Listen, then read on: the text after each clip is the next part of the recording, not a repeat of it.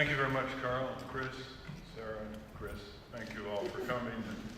I guess this event could not have been rained out, but there certainly was enough rain to deter enough people from coming. Thank Dean Dunn also for doing this on short notice. You know, coming back to Makash here brings so many memories. I took so many exams here. And I remember once there was a lecture here, and Einstein was sitting right there, listening intently to it. And we were sitting up there saying, wow.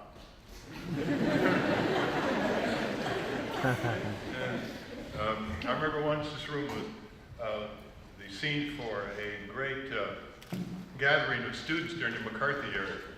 And Norman Thomas, who graduated from Princeton right after 1900, who ran for president 5 times on the Socialist Party, was speaking, and he was introduced by Professor H.H. Wilson.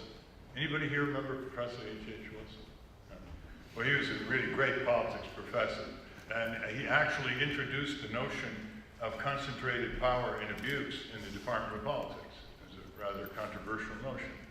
And for this, he remained associate professor for a very long period of time.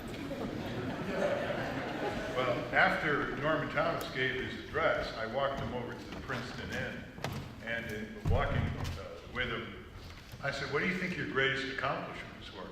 And without hesitation, he said, all those ideas the Democratic Party stole from us. Somehow I never forgot that. That's the function of small parties. The anti-slavery Liberty Party, the Women's Right to Vote Party, the Labor, Populist parties, Greenback parties, they never won any national election. But aren't we glad that enough voters didn't go for the least worst between the Whigs and the Democrats on slavery, and enough of them voted for the anti-slavery party, and the same all the way into the 20th century for breaking ground with new social justice efforts. And unfortunately, we live in a period in our history when the political bigotry against third parties and third-party candidates is at an all-time high. And the two-party duopoly has somehow sold us on this notion that we gotta vote for winners, and if both winners aren't that great, we'll go for the least worst.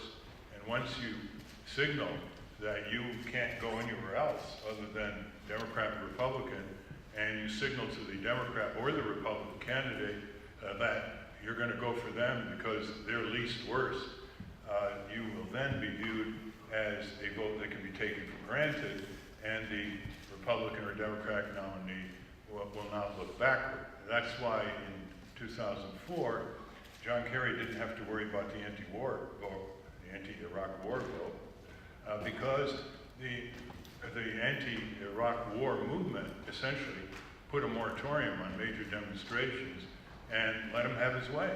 And so on the first debate with Bush, some of you may remember, he's the one who said, we wouldn't have pulled out of Fallujah. Remember that? He got a major editorial praising him in the Wall Street Journal as an emerging hawk. Well, after the November election, Bush did go into Fallujah, and he knew he didn't have to worry about John Kerry and the Democrats. And the slaughter in that city is yet to be fully documented. But Dar Jamal and others have documented a level of war crimes in the taking of that city, in terms of the weapons used, etc., that someday will be brought under a rubric of international law and similar situations in other countries. So that's by way of a little background. I used to go through the campus here in the spring. The groundskeepers would have huge hoses that they would be spraying the trees.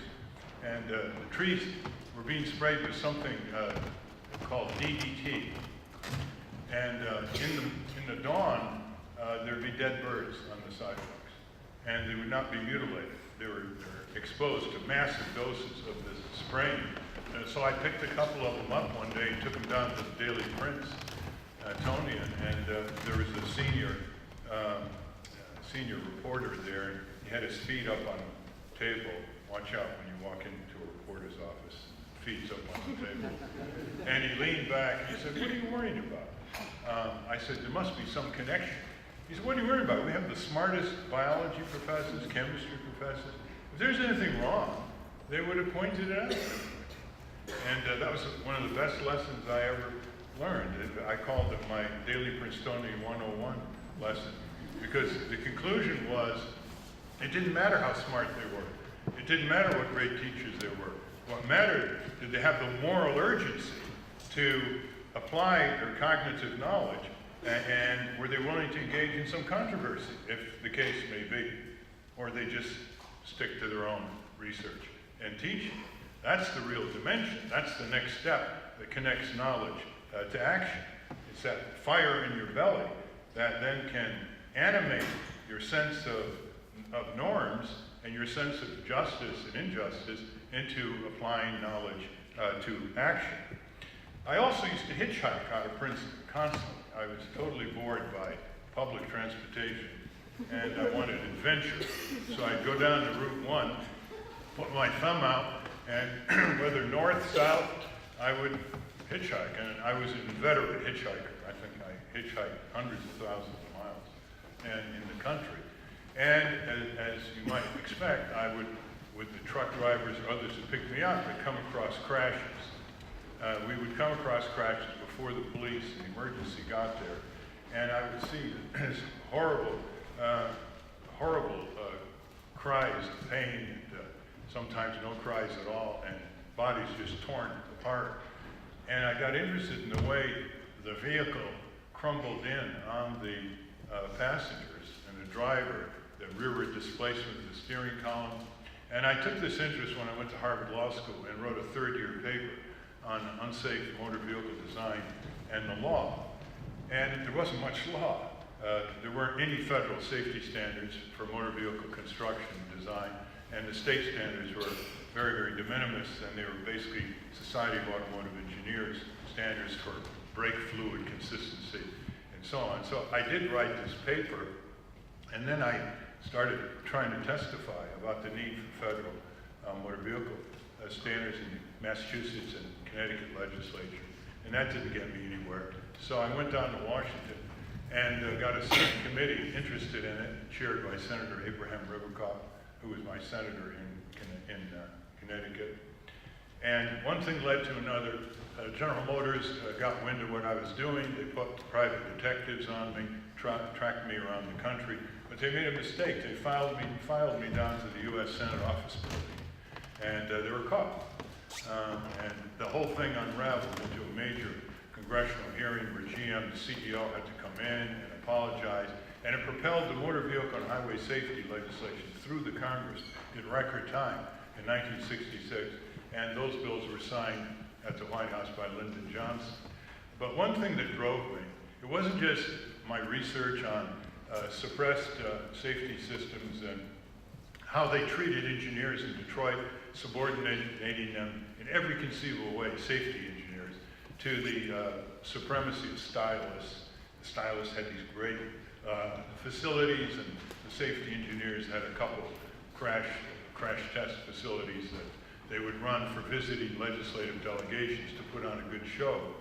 But what really drove me was the number of high school friends and the University of Princeton classmates who were injured and killed on the highway. Much, much higher than what you experience at the present time. And I lost some dear friends that way. And that propelled my intellectual curiosity to get it done. And irregularly enforced, this pair of legislation, these two laws have literally saved millions of lives and tens of millions of injuries, reduced in severity or prevented. And of course, the foreign car companies had to meet our standards if they had to import to this country. So it spread it to Western Europe and Japan at the time. So then I said, boy, this is really fun. You know, you can get a lot of bills through Congress. As long as you work the corridors and the press reports what you're saying. So I brought a lot of students down. They were called Nader's Raiders by the Washington Post. And some of them were undergraduates, some of them were law students. And I remember the first task force we had at our new center was run by 2 Princeton aeronautical engineering students. And they put out the first of hundreds and hundreds of investigative reports. This was on small plane safety, light plane like Cessna, safety and the lack thereof. And so we got one bill through after another. And the Drinking Water Acts, the Air and Water Pollution Laws, the Product Safety Laws, Flammable Fabrics Update, Freedom of Information Act, on and on and on. It got so we could almost say, well, you know, we can get almost any bill through Congress we want. The only problem is, can it be veto-proof against Nixon? And Nixon was so afraid of the rumble of the people coming out of the student and other protests in the 60s. He was the last Republican president to be devoutly fearful of liberals. And he behaved accordingly. He, not believing in the following bills, here's what he signed. He signed the Occupational Safety and Health Bill, OSHA, which we got through, 1970. He signed the Environmental Protection Agency creation bill. He signed the Product Safety Commission bill. He signed the Air and Water Pollution Acts, which are another framework for legislation on those initiatives. He kept signing these bills with these great preambles. And we started saying, what's going on here? I mean, here's a right-wing, very right-wing, pro-corporate president. What was going on? What was going on was that he feared the people sufficiently. And he feared the press sufficiently, which he always characterized as liberal. And he didn't like the demonstrations that were building up. What a difference, huh, today? Well, see, you had the draft in those days. And the draft, in effect, said to college students regarding the Vietnam War, if you're part of the risk, you might want to be part of the solution. And so the students were very active. There's no draft today on the Iraq War. There are very few members of Congress who had their children over in Iraq. Dick Cheney doesn't have any children in Iraq. George W. Bush doesn't have his daughters in the armed services, even though he says the Iraq War is a great crusade, a word he didn't repeat later, for obvious reasons. And he said that this was a fight for democracy, and it was, quote, worth the sacrifice. At which point some of us said, where's your sacrifice? What's your sacrifice, Bush family or Cheney family? No sacrifice. We have a severance between power of these politicians and their responsibility and their engagement. Franklin Delano Roosevelt's 4 sons were in the military. Eisenhower's son was in the military. Prince Harry just was found in Afghanistan in the military. But not this crowd at all. And without a draft, there's not much on campus, is there?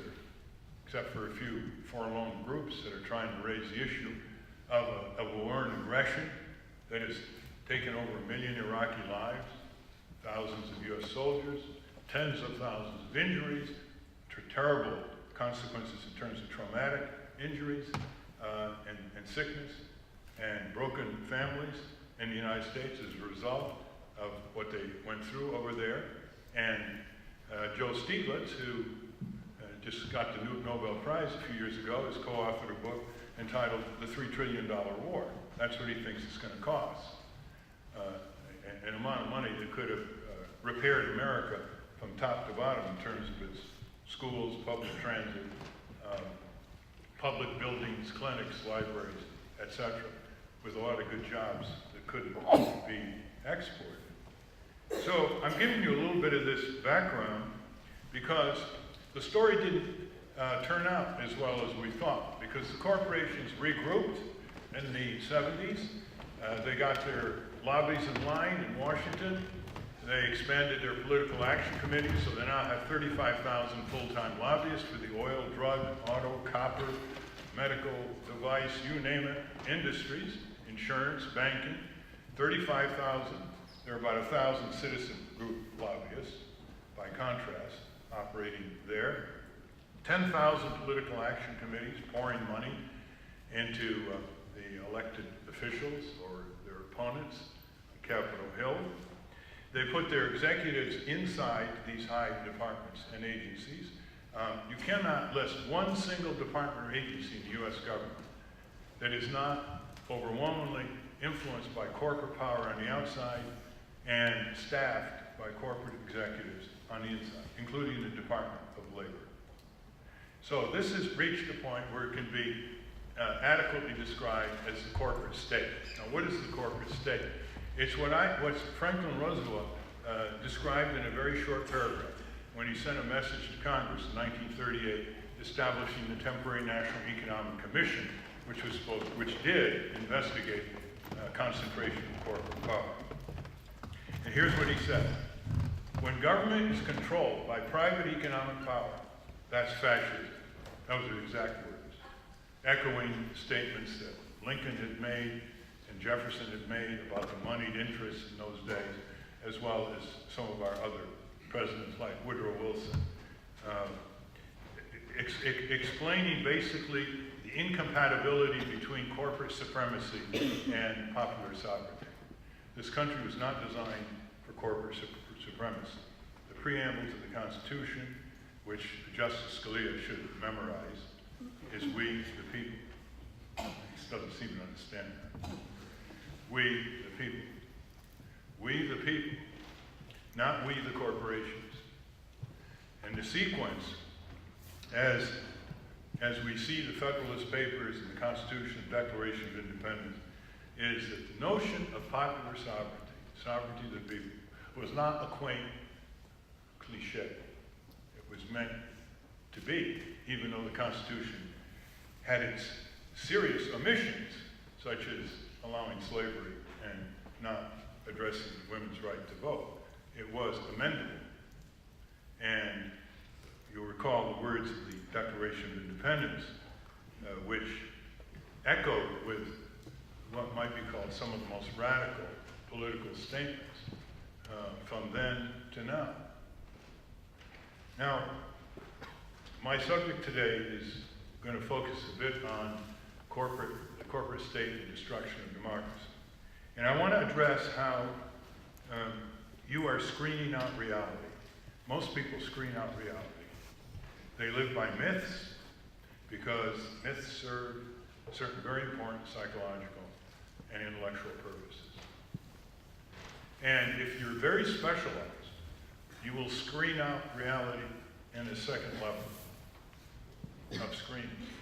Like if you were, let's say, you had a hobby that consumed you completely. You were a sculpturist, or you were a chess player, or you had a very, very, very intense 7-day-a-week professional specialty, such as, let's say, you were an expert in X10b-5 regulation of the Securities and Exchange Commission, and you had clients involved in that. So the more specialized you are, the more you're going to screen out a panorama of reality that might provoke normative reaction in a much more constructive and dynamic manner.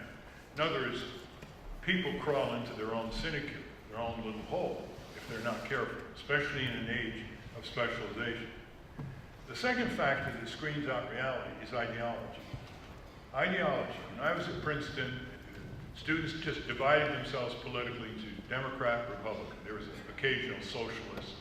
But basically, when you do something like that, when you say, I'm a conservative, or I'm a liberal, or I'm an anarchist, or whatever, what you're doing is you're screening out a lot of empirical reality that might contradict or challenge your preconceived judgments. And in that sense, you become less and less effective, because the only way we can improve our world is to face up to reality, is to face up to the torment that is affecting this world of ours. Because we can always justify and rationalize our futility, can we not? By in effect saying, oh, that's beyond us, it's too overwhelming. And then we don't analyze how it has come to be in order to motivate us toward the solutions, or toward at least addressing these problems. So when someone says to you, 3 billion out of the 6 billion people in this world are living on $2 or $1 a day, is that too abstract? Well, then somebody says, well, you know, the 350 richest people in the world have wealth equivalent to the combined wealth of the bottom 3 billion people in the world. How does that affect you? How does it affect you to know that in the year 2000, Bill Gates' financial wealth was equivalent to the combined financial wealth of the bottom 115 million people in America, who were essentially, in terms of their net worth, almost broke? How does that affect you? How does it affect you to run through the following statistics that don't have a human face? That because we don't have universal health care in this country, we don't have single payer, which is far more efficient and allows you free choice of doctor and hospital. This is essentially government insurance and private delivery of health care under a competitive framework.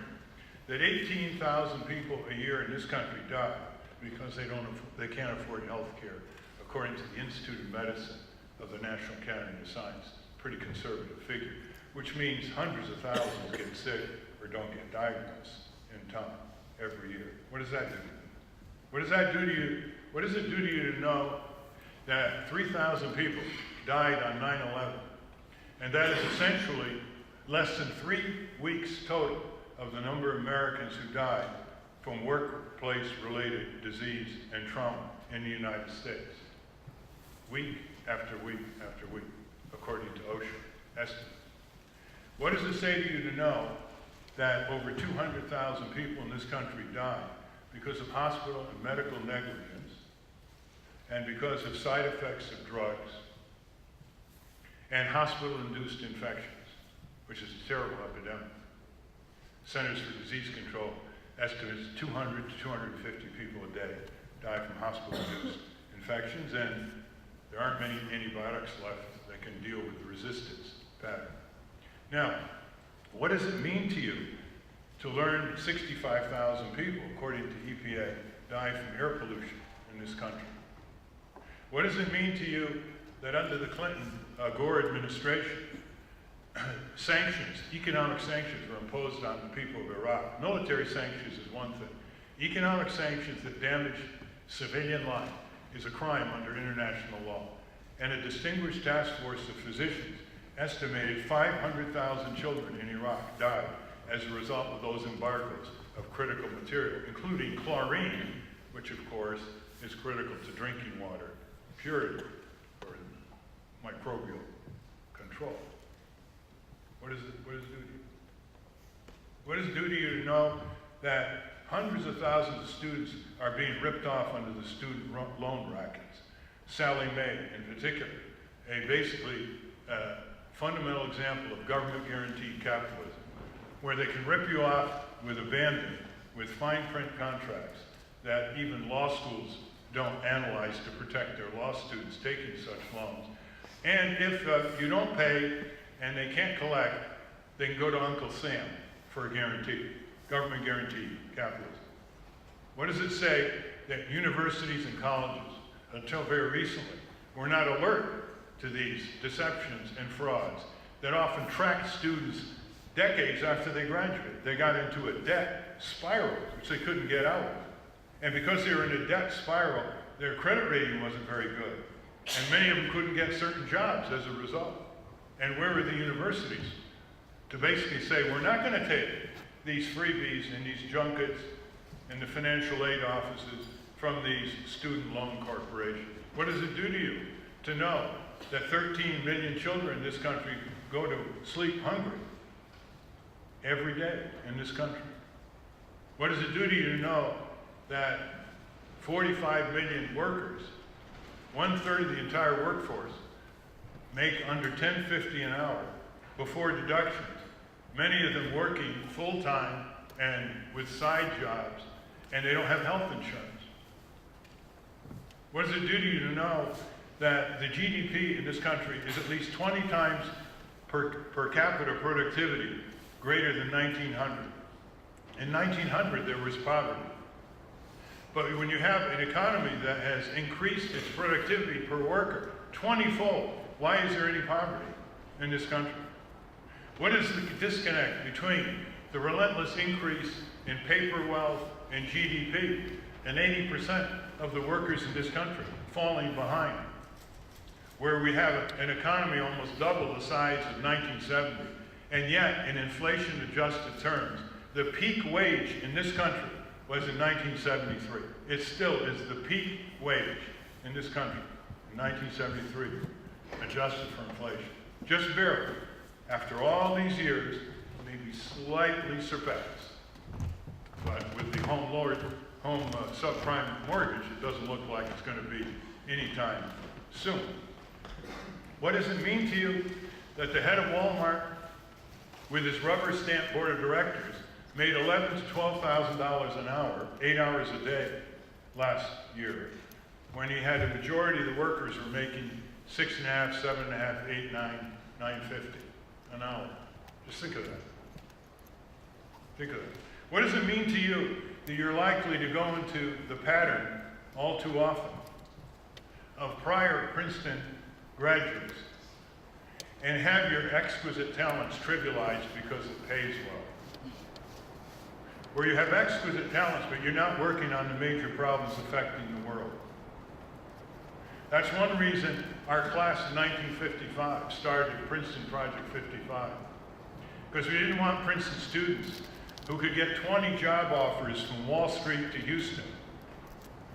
We didn't want them not to have an option to develop their civic skills on real serious problems of injustice in one city or community after another during the summertime or for one-year fellowships afterwards. And we started Project 55, and we're now placing over 100 students in internships and fellowships every year. We have an office in a nice house right off campus here for our headquarters.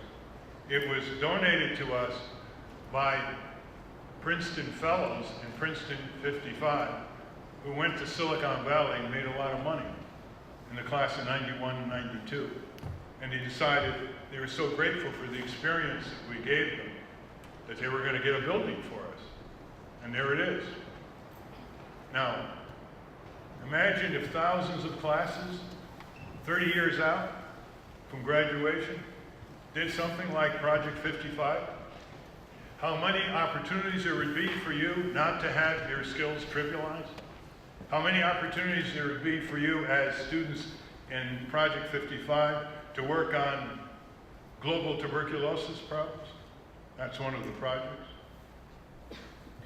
How many opportunities there would be for you before the trajectory of your redundant, bureaucratic, whether corporate or public, routine lives kicked into place, that you could use your 20s and not waste your 20s, often getting over personal hang-ups that you should have taken care of when you were teenagers. They would use your 20s to break ground, because your 20s are the most creative decade of your life. You'll have more wisdom and judgment and experience later on. But it's in your 20s that you're going to ask the impertinent questions. You're going to pioneer. You're going to see what level of courage you're going to have to connect with your own professional skills. That's what you have to look forward to. A society that does not allow its most talented people to work on its most serious problems. A society that has been commercialized, corporatized, merchandised, trivialized into a caricature of itself. And if you open up the panorama of reality, you will see that never in the history of the world has a society piled up more wealth. Not necessarily empirical wealth. Look at our public works and how they're crumbling. A society has piled up more wealth than any society in history, and has not transferred and distributed that wealth for the well-being of the majority of its people. And this income disparity and this wealth disparity is getting worse and worse, where 1% of the richest people in this country have wealth equivalent to the bottom 95%.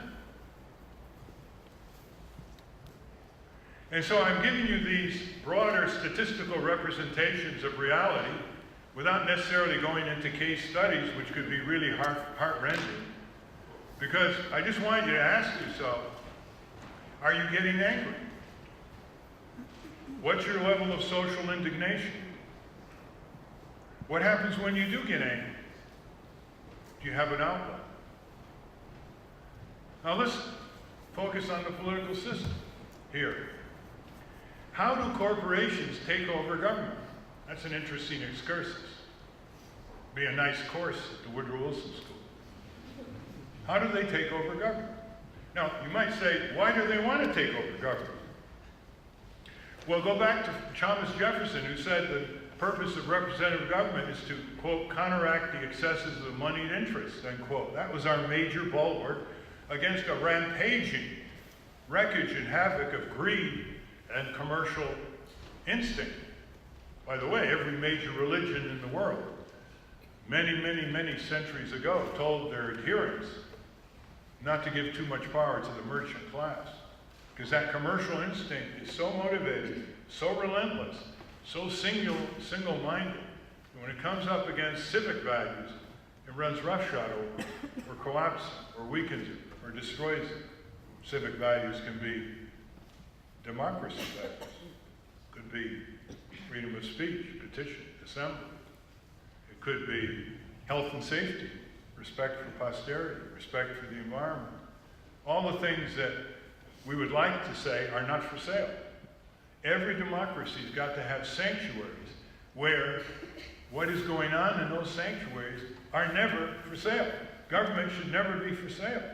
Elections should never be for sale. Children should never be for sale, commercialized as they are today, with junk food and junk drink and violent programming, while their parents are commuting further and further back and forth, desperately trying to get out of debt or meet their bills. Now, here's the way the power works.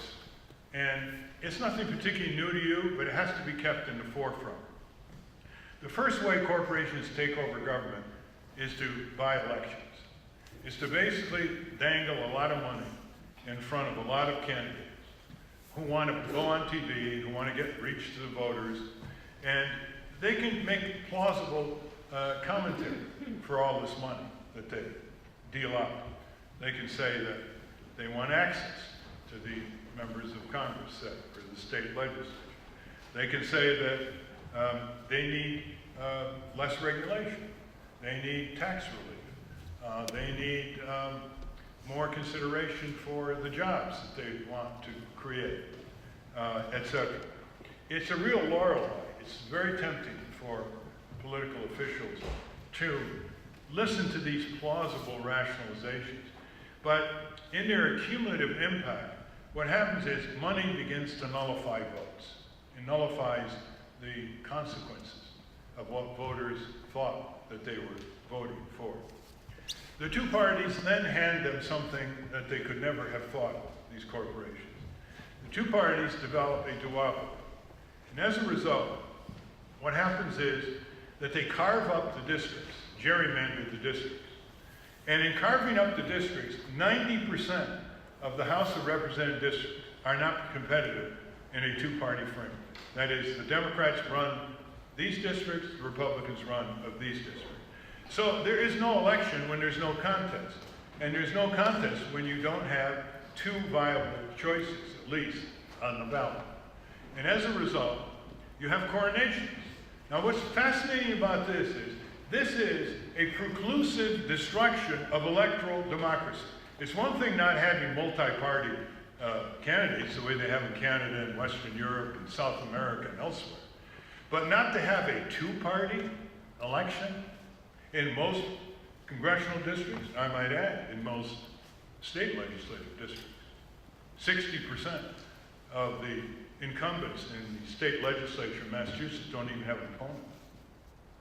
It's a coronation. Now what's fascinating about this is the lack of reaction, the lack of movement to correct this, the lack of indignation at being stripped of any kind of choice of your candidates as voters. The lack of sufficient self-respect by articulate voters to go to the core of what happens when you don't have a competitive democracy, which is that you have an oligarchy, you have a plutocracy, you have an autocracy, you have the necessities of the people not addressed. And there are very serious daily consequences, which I alluded to statistically, because of that situation. Now, to top it off, the duopoly carving up districts to monopolize one or the other, depending on who runs the state government, and can redistrict. They develop state-based laws that are extremely obstructive to third-party challengers and independent candidates. Now, if you're just going to get a few votes, they won't bother with you. But if they think you're going to get more than a few votes, and if one party thinks you're going to get more votes from that party than the other major party, that's when the cat's claws come out from these state statutes. And so you have states in this country where it will cost millions of dollars for a presidential candidate just to get on. You have states like Texas, which prohibits anyone who voted in last Tuesday's primary in Texas from signing a petition on the streets to put anybody on the presidential ballot. So you're petitioning in Houston or Galveston, and the first question you got to ask is, did you vote in the primary? And if the person said yes, say, I'm sorry, you can't sign this petition. That's just an example. In Ohio, if you are a petitioner and you're not a resident of Ohio, you cannot collect signatures for a federal office. That is now being challenged. In Pennsylvania, an illegal rendition of the Pennsylvania statutes has the following. If you as a voter signs the petition and you have changed your address that you put down on the petition from when you registered to vote, the court struck thousands of our signatures. If you are a voter and you're not registered and you sign our petition, the court struck unlawfully our signatures, thousands of them. End up, we're off the ballot in 2004. And the voters in Pennsylvania were denied their choice of candidate. There are literally hundreds of these obstructions in state after state, sometimes down to the county level. We lost about 1,000 signatures in Ohio because the woman who got 1,000 signatures out of Toledo, who is in her early 50s, signed her signature. And the state official, with malice aforethought, struck all of those hundreds of signatures on the basis that her signature in 2004 didn't match her signature when she was 21 and she registered to vote.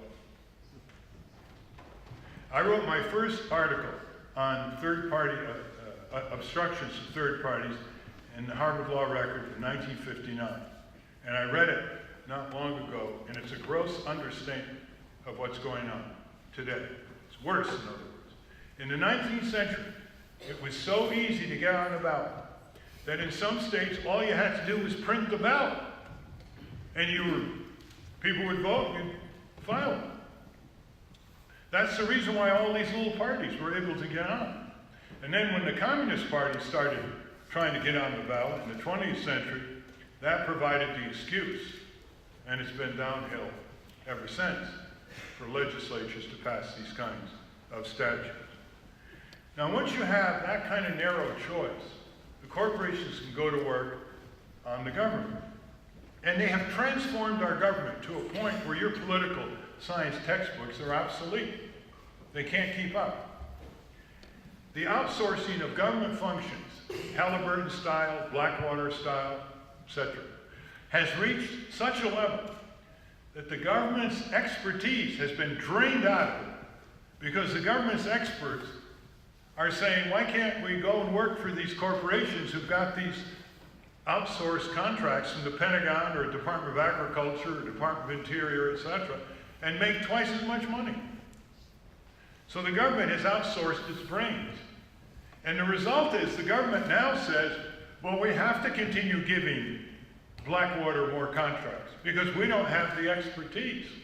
We have to keep giving Halliburton the contract because we don't have the expertise.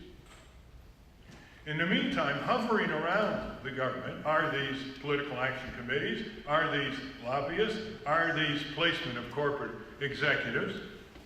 And what's happened, of course, is the taxpayer's dollar has been, in effect, corporatized into a vast array of subsidies, handouts, giveaways, loan guarantees, inflated government contracts, to a point where corporate welfare towers over what we ordinarily understand as welfare for the poor in quantitative senses.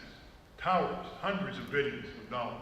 It's done in all kinds of complex and sometimes very plainly overt ways. The more complex ways are tax expenditures. This has been documented by David K. Johnston of the New York Times in his book Perfectly Legal and his more recent book Free Lunch. And if you read those books, you're entitled to ask yourself, why aren't you studying these up-to-date phenomena in your courses? This is what we're basically up against here. Increasingly, the destruction of democratic access, that's called tort reform to our courts, which is restricting the rights of wrongfully injured people from suing their perpetrators. These restrictions, by the way, are only restrictions on injured people. They're not restrictions on the corporate use of the courts. There's an asymmetry there that's not surprising. The trade agreements, which appear to be, oh, just get rid of some quotas and tariffs, are anything but that. They are basically transnational systems of autocratic governance that sidestep our courts, our regulatory agencies, and our Congress. They have reverted the path of the progress of justice in our country, which subordinated commercial factors to the supremacy of human rights, for worker rights, abolition of child labor, etc. Each time those movements, environment, consumer, each time those movements went forward in Congress, they basically said to the commercial interests, you are not going to keep your costs down by hiring child labor. These children are going to go to school, you're going to have to hire their parents for a higher wage. That's the subordination of the commercial priority to the supremacy of the civic value.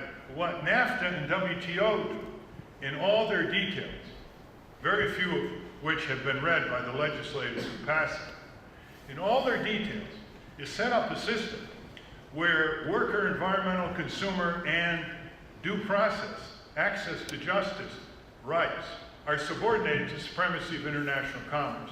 And the dispute resolution systems are closed to everyone but the contending countries' representatives. They're closed to the press, they're closed to you and I, they're closed to anyone other than the representative of India or Bangladesh suing the United States on some factor dealing with food labeling or environmental safety. Finally, these trade agreements are pull-down trade agreements. You don't violate them as a signatory nation by treating your workers and environment too well. You violate them if you violate them if you treat the workers too well. Excuse me. That is, it's a pull-down agreement where if your standards for environment or worker or consumer safety are too high, they're treated as non-tariff trade barriers, violating the WTO or NAFTA. And as a result, we have had 5 of our environmental regulations challenged by foreign countries, and we've lost all 5 in these secret tribunals in Geneva. Now just think, instinctively almost, the American people opposed this in polls in the 90s when Clinton was pushing him through Congress. Even without the Democrats informing the public or the anti-trade trade agreement Republicans.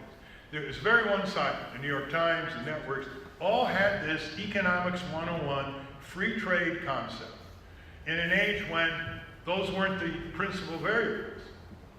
It wasn't comparative advantage, it was absolute advantage. And so this little image we learn in our text, you know, British textiles for Portuguese wine, in the 18th century, that's a pretty good deal then. It's quite different now. Because intellectual property, technology, can be exported to a communist regime in China with very hard workers. And that regime, not the market, determines wage levels, determines that there are not going to be independent trade unions, determines that these companies can pollute at will in return for certain grease palms, etc. You cannot have free trade with countries that don't have comparable levels of freedom. And yet, that is a huge silent coup d'etat for giant corporations. Now, the issues in this campaign come up against the political bigotry of, oh, how dare you challenge the Democratic Party, as if it's only the Democratic Party. It comes up against the ballot access barriers, a major civil liberty, civil rights problem. Because when you run for office, it's free speech. It's speech, assemble, and petition. The consummate expression of the First Amendment. It runs up against the pragmatism of hereditary Republican Democratic voters. They're going to go for a winner, and they would vote for almost anyone. Mayor Bloomberg told me the other day, just before he said he was not going to run, we were talking on the phone. He said, you know, in this country, 15% of the Republicans would vote for the Republican nominee if the Republican nominee was Trotsky. And he said, and 15% of the Democratic voters would vote for the Democratic nominee if the nominee was Ayn Rand. I thought he actually understated the case. That's how strong the hereditary voter tradition is. And that's how this challenge has to be dealt with and overcome. Because we have too many solutions in this country on the shelf to allow a plutocratic system to keep them from being applied underground. If you ask yourself, who says no to all the things most Americans want? It's corporations, and they make it stick. Who says no to full health care? It's the HMOs and the hospital chains and drug companies. Who says no to living wage? It's McDonald's and Burger King and Walmart. Who says no to the silent violence of pollution coming under expeditious control with new technologies and standards? It's the corporate polluters. Who says no to this grotesque tax system that has to be completely overhauled so we tax first the things we like the least, like security speculation, gambling, the addictive industries, pollution, before we tax human labor and the necessities of the people through sales tax on clothing, food, appliances, and so on. It's the corporate tax escapees shouting their opposition from the Bahamas. Who says no to all these things? That's why the central function and focus of campaigns have got to be the proper distribution of power. Who has too much? Who has too little? How do you shift it from the few to the many so that the many can respect their future and shape the future of their country and their world, instead of having the few decide for the many? It isn't just lack of disclosure. There's far more information disclosed in this country than we're able to use. And just look at the segments on 60 Minutes. How many times do they expose brilliantly corporate abuses to their credit, getting good audience, which is why they're allowed to stay on? How many times nothing happens? Hundreds and hundreds of exposés, nothing happens. That's the sign of an extremely weakened democratic society, that it cannot transfer that kind of information into prosecutions and public hearings and remedial legislation or empowering the victims. I don't know how many of you saw on Sunday the 60-minute piece of this 71-year-old British doctor who has these mobile clinics, these free mobile clinics. Any of you saw that in 60 Minutes? It's a shame on our country. These desperately poor people in Appalachia, we're coming from 10, 20, 40 miles into this nondescript building that some volunteer doctors with this other doctor set up so they could get diagnosed and tested and screened and such. And 400 of them had to leave because there wasn't enough time for them, not enough doctors. They had to go all the way back to their homes. in their jalopies without their anxiety being treated in terms of what they thought was wrong with them. What does that do to you? The most important predecessor for any kind of justice reform is a perceived sense of injustice that shakes up your routine, shakes up the paradigms of autocratic control, shakes up our self-censorship, which is the greatest form of self-censorship. And you'll see a lot more of that long after you graduate, at meetings and with organizations and so forth. Huge amount of self-censorship. You don't think Hillary Clinton is self-censoring herself? She's been for single payer for years. She doesn't want to take on the big guys. You don't think Barack Obama is censoring himself? He was pro-Palestinian and justice. He was for a two-state solution when he was in Illinois. Now he's shut his mouth and he's taken the loyalty oath for a strata of pro-Israeli lobbyists that don't represent American Jews. The latest poll by the American Jewish Committee, which has been hawkish on the Israeli-Palestine issue, showed that a plurality of Jewish Americans want a two-state solution. And a majority of Jewish Americans do not agree with these neocons and others who represent what Eric Alterman in The Nation said was the extreme right wing of organized American Jewry, like AIPAC. So here's a majority of American Jews who are not spoken for by lobbyists in Washington. And evangelical Christians, the so-called Christian Zionists, giving further political heft to a militaristic approach to the Palestinian situation through the U.S. government's billions of dollars, diplomatic cover at the UN, and supported the Israeli military government. It turns out that the freedom to question this policy is massively greater in Israel itself than it is in the United States. It turns out that Haaretz, probably the most respected newspaper in Israel, just finished a poll a few days ago. Listen to this one.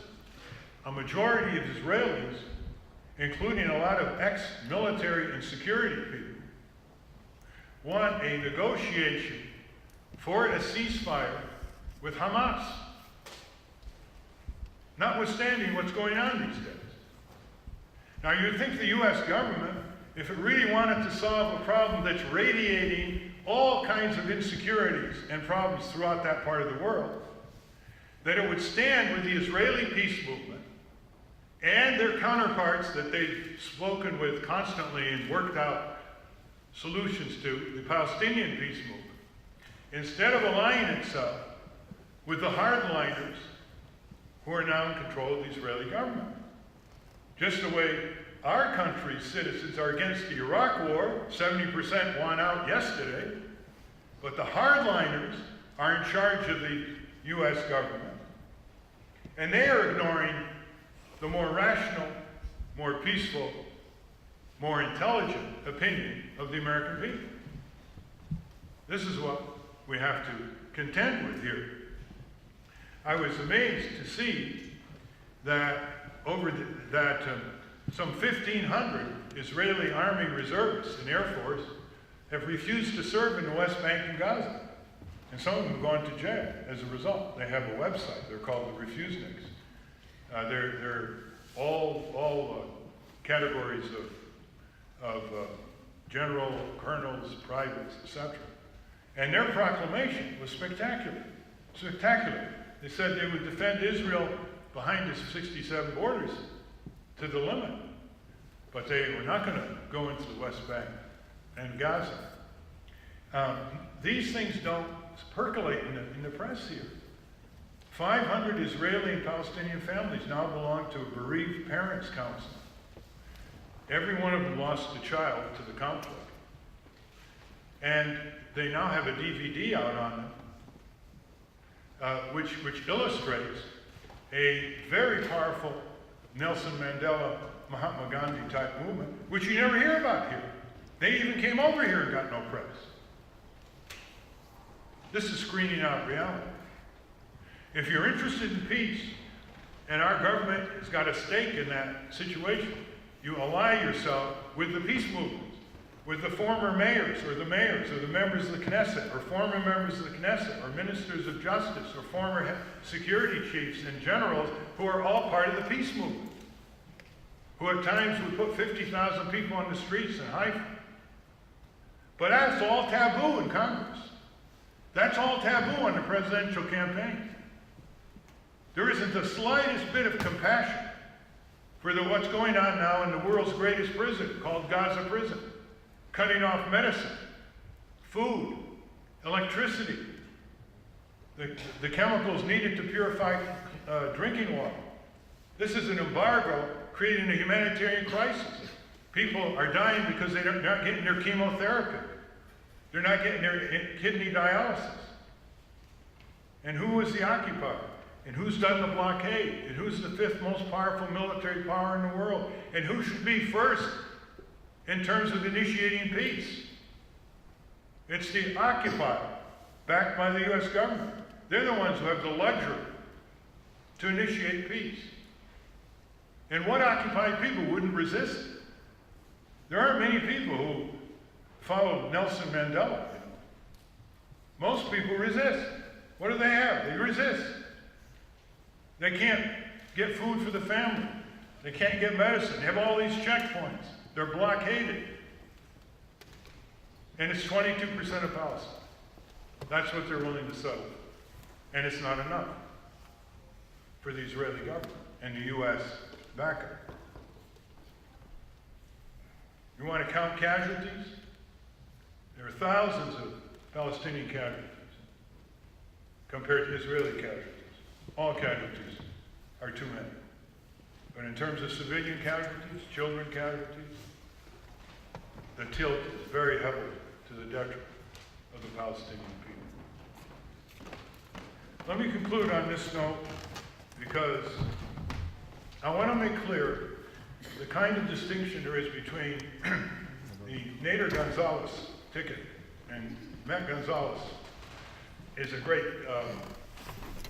leader in San Francisco. He almost won, starting at 3% with the Green Party, he almost won the mayoralty of San Francisco a few years ago. Great grassroots organizer, civil rights lawyer, and before that a public defender. Here are the differences. These are just a preliminary list where McCain, Clinton, and Obama are on one side or we're on the other. Adopt single-payer national health insurance. Cut the huge, bloated, wasteful military budget, which is draining civilian investment like you cannot believe, other than including other problems. No to nuclear power, a national solar energy first. Aggressive crackdown on corporate crime and corporate welfare. Open up the presidential debates. Adopt a carbon pollution tax. Reverse U.S. policy in the Middle East. Impeach Bush-Cheney, the most multiply impeachable presidency by far in American history. Repeal the Taft-Hartley anti-union law of 1947. It's blocking millions of workers from forming unions in a globalized era of our history. Adopt the Wall Street security speculation tax. $470 trillion of derivatives were traded last year. $470 trillion? Figured out a fraction of 1% tax, and how much you could relieve tax on human labor. Put an end to ballot access obstructionism against third parties, and work to end corporate personhood. For those of you who are not familiar with that last one, I wrote a letter to Justice Scalia over a year ago. He didn't answer. I wrote him again. He didn't answer. You know, he gives out his opinions. He's not a withdrawn justice of the Supreme Court. He's willing to say what he believes. And he makes speeches at Princeton and elsewhere. And I asked him that he is for constitutional originalism. He is for no judicial activism. And yet the most egregious decision in the history of judicial activism occurred in the late 1880s involving a railroad, where the justices ruled without even being asked by the railroad attorneys. Some question whether even they ruled this, but it became a judicial fact. That the corporation was a person for purposes of the 14th Amendment. And from then on, corporations began getting judicially, not legislatively, all the constitutional rights of real human beings, like you and I. And a corporation is not a human being. We're not talking about the people who work it. A corporation is an artificial entity. Lawyers call it a legal fiction. It is not a person. It doesn't vote. It doesn't die in Iraq. It doesn't raise children. And yet it has been given every single constitutional right you and I have except the Fifth Amendment against self-incrimination. That's the only one left. Because it's sort of hard for the judges to put a GM in the witness chair to refuse to testify. It's kind of conceptually difficult. Now, what happens when the corporation itself, an autocratic, hierarchical, command performance institution, we're not talking small business, we're talking about large corporations, that can put one national jurisdiction against the other, one state jurisdiction against the other, astride the world, that in David K. Johnston's words, can pretty much decide how much taxes to pay, where to pay it, and when to pay it. Such is their jurisdictional manipulation around the world, transfer pricing. And that these corporations being autocratic systems, top down, and mega machines in concentrating power, technology, and labor, and political influence, can ever coexist with real human beings in a society dedicated to equal justice under law. How can you possibly have equal justice under law? By corporations that can be in 1,000 places at once and you can't, that can extinguish themselves and arise in another form and you can't, that can go bankrupt and pay their executives top dollar called retention bonuses while they get rid of their labor contracts and their tort claims and then come back in another form and get rid of their creditors. You can't have all that. That can have patents to human gene sequences. These corporations are planning our every future. It's called strategic planning. They are effectively planning our genetic future, our educational future, more and more corporatized education. They're planning our political future, our electoral future, our foreign policy future, our defense strategy. They're planning the future of our children. They're raising our children more and more. Mother's milk is replaced with infant formula. And then you have the whole sequence right down as the child grows older. You go from mother's milk to corporate daycare. You go from corporate daycare to the over-medicalization of children, creating so-called pediatric diseases that were not documented in the medical literature in order to sell more drugs. You have McDonald's who feeds them. McDonald's who feeds them. Time Warner who entertains them. The military toy companies who agitate them. The cosmetic industry who get to them at age 6 and 7, the girls. And then the addictive industries move in their teen years. They're raising the children. And certainly, a presidential campaign should take note of these trends before we all grow up irremediably corporate and irremediably unable to envision a society that is not corporatized. A society where community is first, where individual initiative is respected, where all the glories of our great discoveries and our social justice expressions are applied to make for a quality of life second to none, where poverty is abolished, where people have voice, and where a vibrant system of direct democracy backs up any failure of representative democracy and takes over the sovereignty of the people. For those of you who want to follow our campaign, the website is votenader.org. It's designed to be very provocative. I'll have a lot of interesting ideas and expressions on it and invitations. We're asking for volunteers all over the country to come, not just to Washington, but to operate regionally. Technically proficient people, especially computer proficient people, are very welcome. We'd like people who are concerned, as here at Princeton, with sustainable energy systems and preservation of water systems. Very good research going on here on your campus, to elaborate these forward directions in terms of our policy statements. We'd like people who are engaged in controversies locally and for justice, whether it's against blowing off mountaintops by the coal industry in Appalachia, or trying to deal with toxic environments in South Central Los Angeles, to get in touch with us, because we're going to stand by them and with them.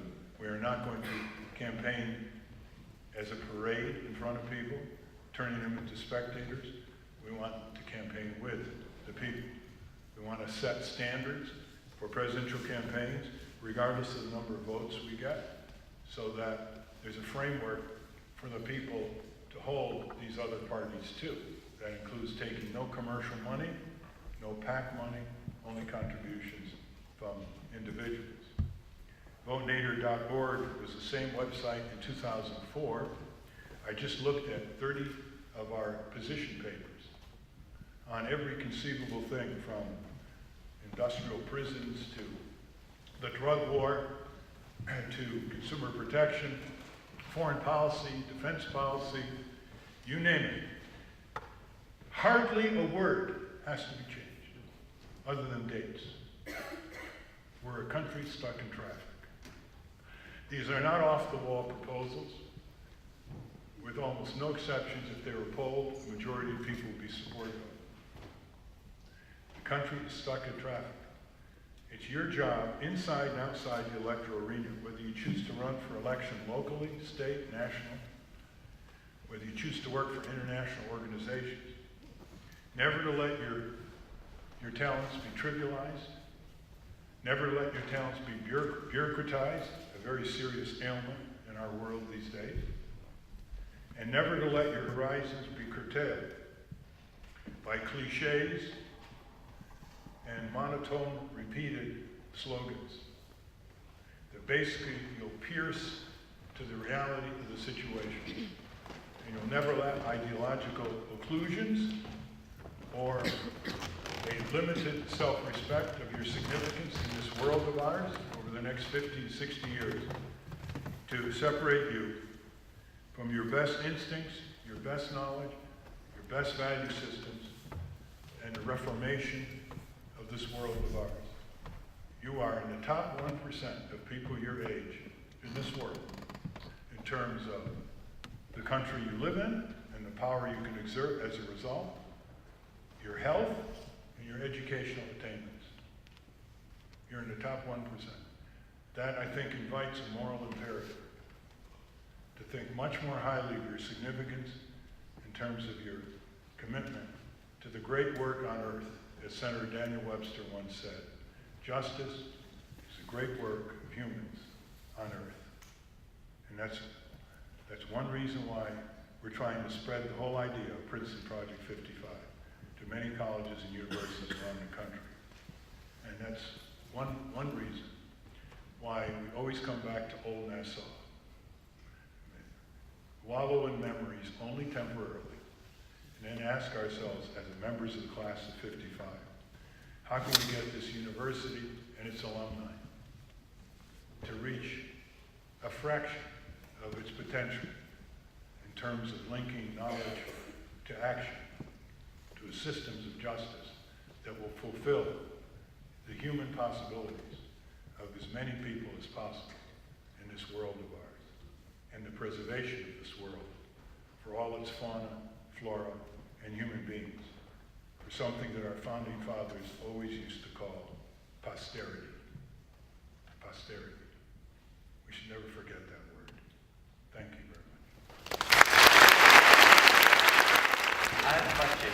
As someone who is introduced as an Arab American, how do you feel about the growing importance of race in American politics, especially during this primary primary this evening.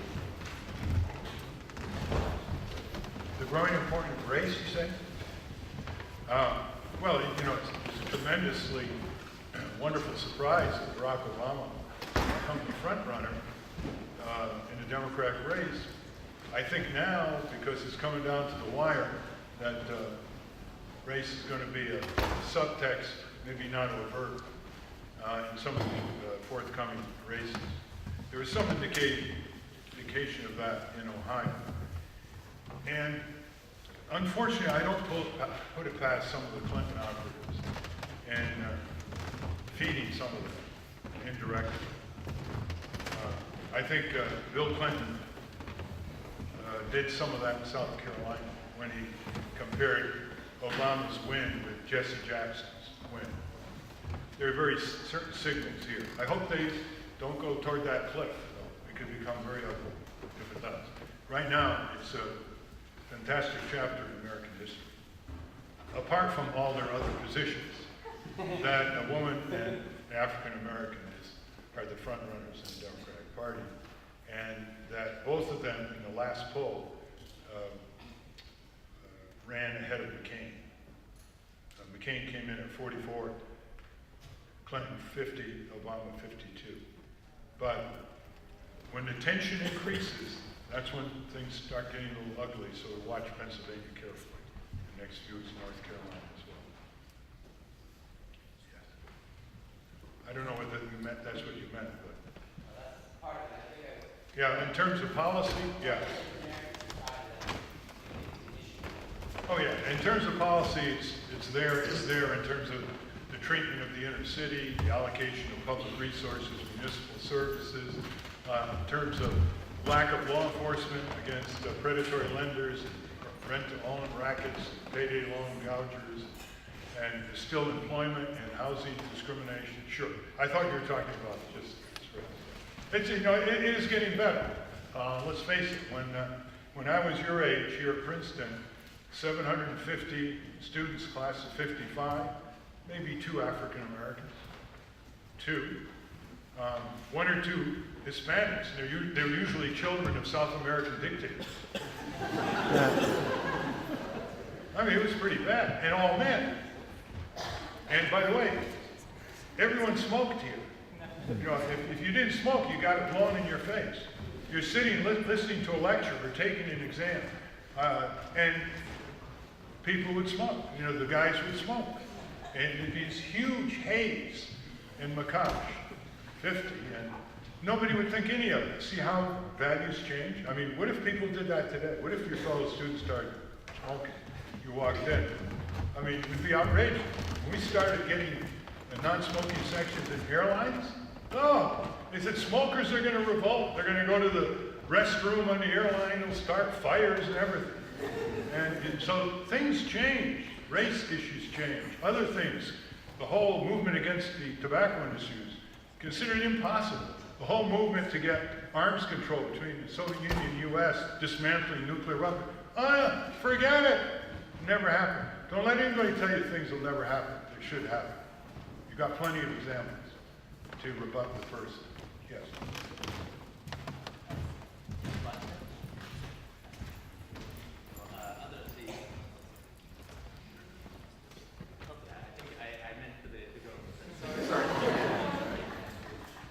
Thank you. Mr. Nader, thank you so much for coming. It's quite a relief from Scalia yesterday. My question is, if you could amend the Constitution in any way, either by adding an amendment or changing something, what would you change? I would declare that corporations were not persons. That would allow for a movement of popular sovereignty subordinating corporate power, and would allow all kinds of things as a result. More collective bargaining, different models of economic activity, the liberation of sustainable technologies that are blocked by the fossil fuel industry, a cleaner government, cleaner elections. Corporations would be barred from participating in politics. They would be barred from lobbying. Individuals could, but not the corporation. I might add that Business Week magazine, in an editorial in September 2000, said, quote, corporations should get out of politics, end quote. So that people are beginning to think of those things. But the corporation is not mentioned in the Constitution, nor are parties. Parties were decried by Washington and Jefferson as factions. They hated them. But we need an amendment that basically does that, and in the process begins to reform the electoral process. But I think the key subordination constitutionally of the corporate entity is absolutely essential to getting underway toward a more democratic society. Any more questions?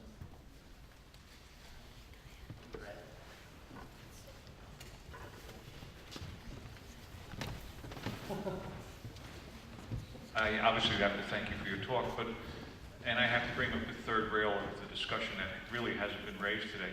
For many of us who have spent our lives fighting for these types of progressive issues and also fighting for third parties going back to the Mississippi Freedom Democratic Party, to the Peace and Freedom Party, etc.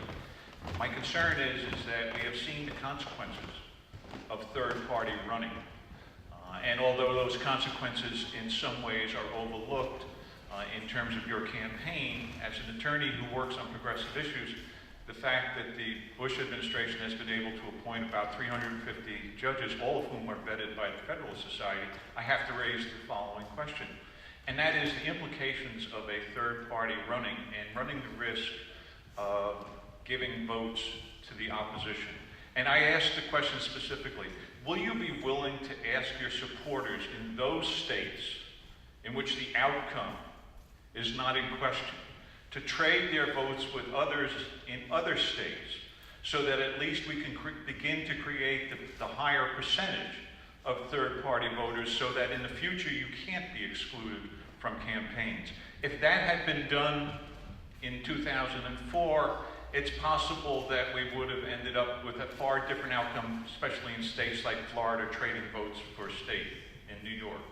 And my concern is that as much as those of us who support all of the progressive things that we bring forward, the possibility of the Supreme Court being lost to another Federalist Society judge and the total destruction of the judiciary at the federal level, will you advise your supporters to work on some sort of policy that would allow for the transfer of votes from safe states so that we can get you the numbers that are necessary to be in the next debates? I wonder if a candidate for a major party would be asked a question by you, which is, we're the only country in the world where someone can win the popular vote and come in second. Gore won the popular vote. Bush is in the White House. Electoral college abolition. The Democrats lost first and foremost because of the Electoral College, and they did not move to abolish the Electoral College. Number two, instant runoff voting would solve the problem you're pointing out to. The Democrats, apart from Howard Dean, and the Republicans, apart from John McCain, have never come out for instant runoff voting. Number three, there's no way third parties should reward crooked second and first parties. Because the Democrats, by not picking up on living wage in 2000, by not picking up on all the things that you know and probably hope they did, they didn't landslide George W. Bush. Number four, they allowed the election in Florida to be stolen from them before, during, and after the election, all the way to the Supreme Court 5-4 politicized decision that selected George W. Bush. Now, you take all of these derelictions and you incorporate them in a third-party tactic that says, well, I'm going to go out around the country and respond to my voters, but because the Democrats didn't make these reforms decade after decade, or the Republicans didn't make these reforms, because the Democrats didn't do what they should have done in Florida and they got the same treatment in Ohio in 2004, I'm going to say to my voters, well, you know, I'm not going to stand for you anymore because it's too close. I know you're not asking that. You're asking something far less familiar, which is vote trading in key states. And that's all right with me. I mean, if people want to trade votes, you know how it works? Where, let's say in a slam dunk Republican Texas, and a close race in Wisconsin, John Doe will get in touch with Jane Doe and switch votes, because it doesn't mean anything in Texas, but it would mean something in Wisconsin. They want to do that, fine. I mean, I don't believe that I should deny voters their free choice of candidates. And where does that end? Every election is, oh, this important election is okay. We believe in democracy and free candidacy, but not this time, not this time. When this time? I mean, these people, I don't take my charge from these two parties. I take my charge from the people throughout the country. We have tried to save their lives, prevent their injuries, give them economic opportunity. And so I will, you know, go as far as you want me to go on this you know, vote trading, which can be computerized, by the way.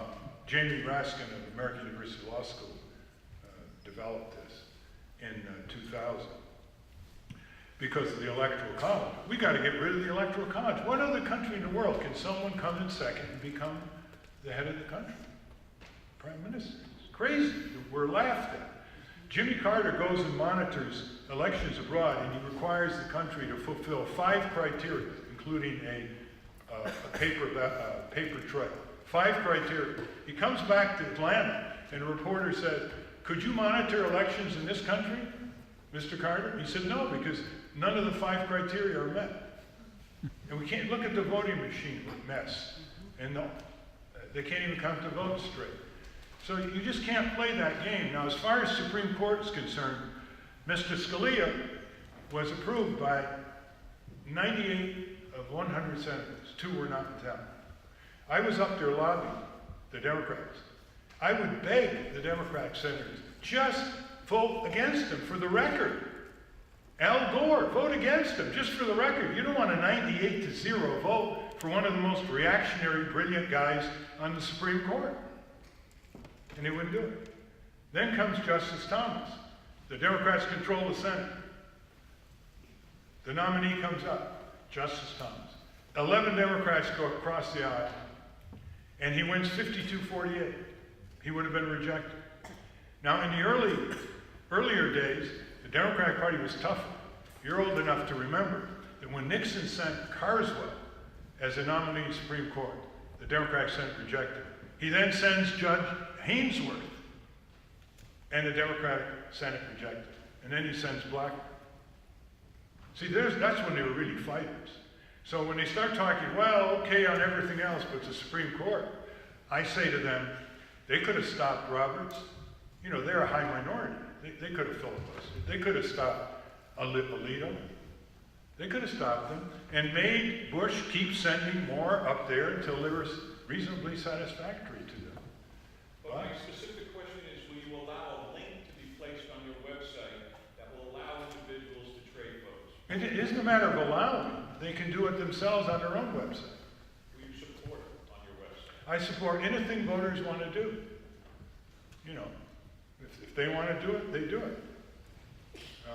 I have a philosophy on that. I do not say to quote my voters, start playing tactics. No one can tell them how they're going to vote in the voting booth or when they put the absentee in the envelope. All I can do is give them a platform, give them a record of achievement, give them ways they can become more powerful themselves, and take it from there. Unfortunately, since this has to end at 2:45, we'll take one more question, and I think it'll be from this lady there, and then Lincoln Scott.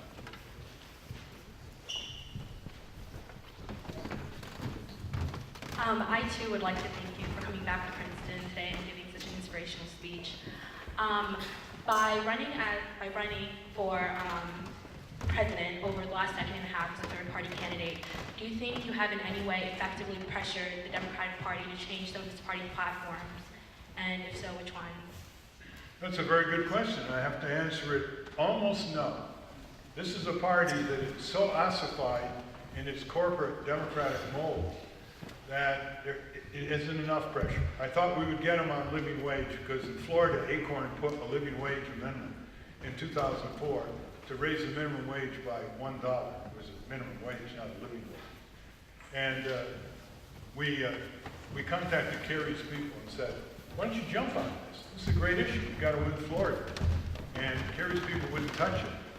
The fast food industry was opposed to it. Jeb Bush was opposed to it. Acorn had no TV money. And guess what happened? It won 72% of the vote. It won by 72% of the vote, and Kerry would not go down there and campaign on it before the election. I mean, how many buys and passes do you give these guys? The Democrats have become very good at electing very bad Republicans. Very good. And they can't even win after they've won and not have it stolen from them. Now put yourself in the Democrat position. They knew Ohio was a swing state. And right? And they didn't catch Secretary of State Blackwell, Republican. He had voting machines stacked up in warehouses. And he didn't have enough voting machines in Democratic areas. And he had plenty of voting machines in Republican precincts. So the lines started growing at 8, 9 o'clock, 10 o'clock. The lines in some of these places were 5 hours, 10 hours. One line was 13 hours. In Oberlin and Kenyon, students, more Democrats, they had to wait. Well, you don't wait after a while. You got to pick up the kids. You got to go to court. You got to go to work. Now, why didn't they know that? Isn't that elementary that you would spot that?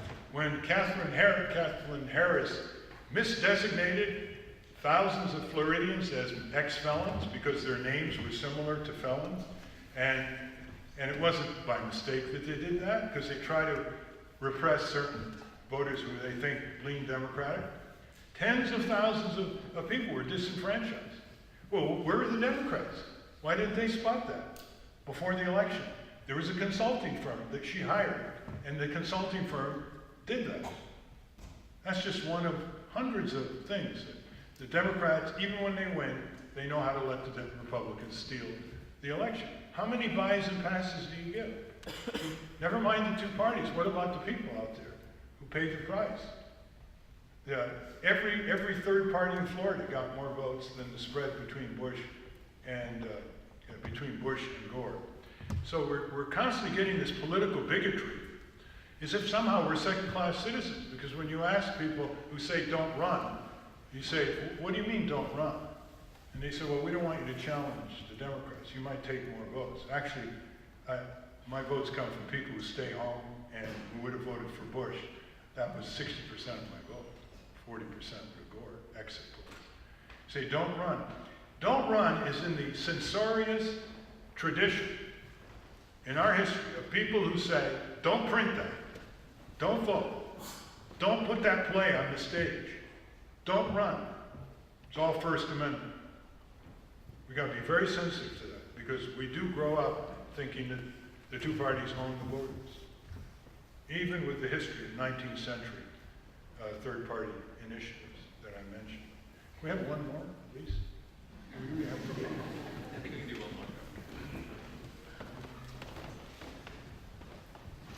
I don't think I need the microphone. My question is basically one, but it's sort of three parts. I'm sort of struck by sort of your characterization of how bad things are, but yet you're sort of optimism about the possibility of changing things via the electoral process. And so the question is, first of all, why are you so optimistic that the system can be reformed as such? And then the second and third question, the second, I guess more related to the first, is what sort of things as you challenge Princetonians, what sort of things would you encourage them to do by way of their careers and vocations as opposed to going to Wall Street? And then the third is sort of related. I'm interested in the relationship between the growth of the bureaucracy and the growth of regulation. So some of the various things that we would celebrate you for, in fact, in some ways create the kind of conditions that make it difficult. So I want to really speak to either one of those three. The last question is, regulation is dead in this country, the federal level. You can forget about it. They're either obsolete, like auto safety standards now. They're not keeping up with the technology because the government's not pushing them to keep up with the technology. And the subprime mortgage and all the financial, there's no regulation. It's the deregulation that led to this enormous risk-taking without responsibility by these financial giants, these mortgage lenders, these banks, investment banks, and so on. So anyone who thinks there's anything left of regulation in Washington is not keeping up to date. The regulation in the sense of pushing companies beyond where they want to go is dead in the water. The only thing that's left is if they sell you contaminated food, it would violate some rule on, against contaminated food.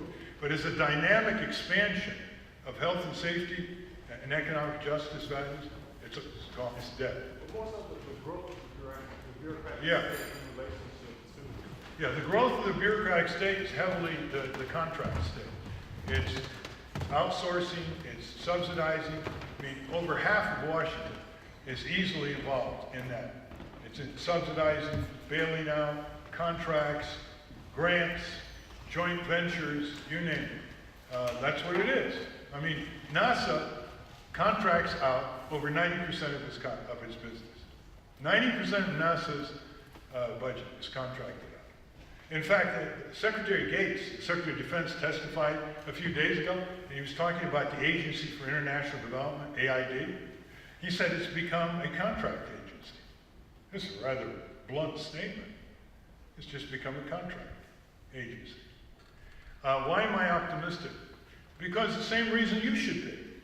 Every major problem, secular problem in this country, has either an operating model that eliminates it, like a great public school, a great affordable housing, a great way to control soil erosion, etc.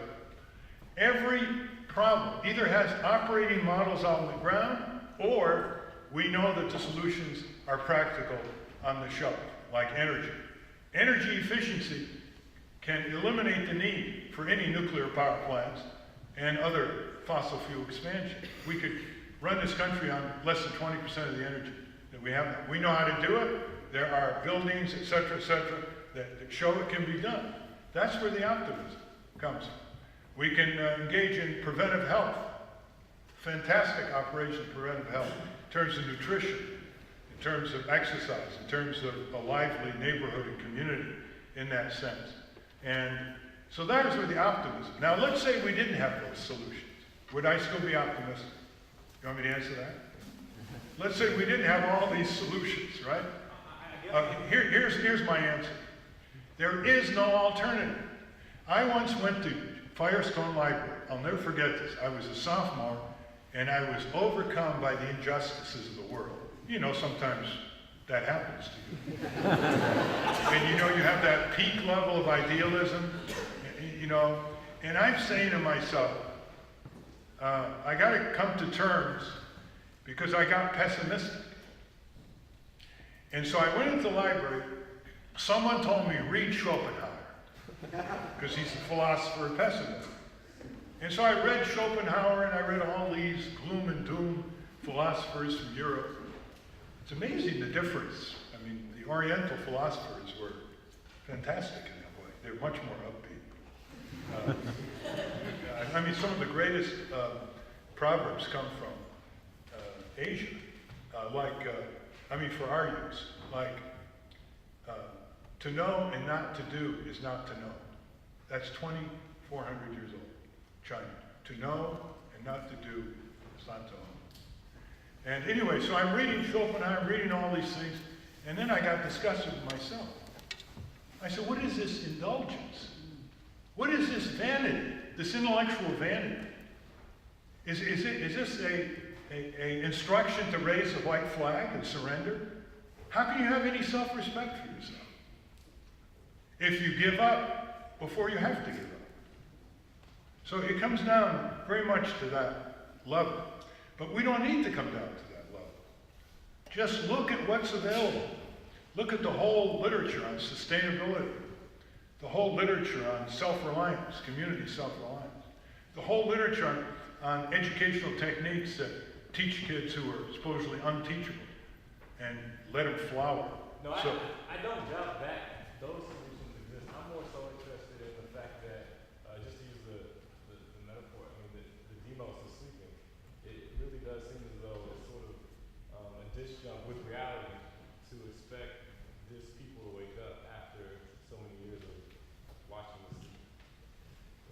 Yeah, well, I mean, that's a more serious problem. The problem you're saying is, do you think if we do all this, people will come around? That's the thrust of my question. Yeah, well, but let me tell you, I guess to your curriculum, Princeton should have a Department of Civic Practice to go along with Woodrow Wilson School, which is policy. How do you put policy into effect? That's the big gap in America. That's what I call a democracy gap. We got the knowledge, but bureaucracy, vested interests, corporate power, keep it from moving into practice. So if you could major in a Department of Civic Practice, and our class 55s worked on this intensively. They haven't quite labeled it that. They call it experiential learning. If you could do that, you would come out with civic skills that could begin to answer this question. How do you motivate people? What are people's excuses for not being active citizens? One is they don't have time. Two, they don't know how to do it if they did have time. They don't have the skills. How do you use the Freedom of Information Act? How do you maneuver the parliamentary rules in a city council meeting, etc.? Three, they're afraid of being criticized, libeled, or ostracized. See? And four, they say, even if we had the time, we knew how to do it, and we're not afraid to be criticized or ostracized, it won't matter. Now you take all those four responses and you subject them to examination. How do you get people to drop them? Well, one way is you have storefront civic skill sessions, 6, 7, 8, over a period of weeks where people can get a little certificate. And you teach them all kinds of civic skills, which are not taught in elementary and high school. Civics in elementary and high school is memorization. It's just memorization. It's not hands-on field experience in their community. So that's the biggest single problem in America today is the absence of adequate civic motivation to deal with perceived injustices, their own perception of injustice, the Alinsky definition, and to do something about it. They've lost hope with themselves. And then you have the entertainment world to be the great distraction, right? So more people watch American Idol than presidential debates or whatever. Not that presidential debates are that exciting. Thank you so much, Mr. Nader.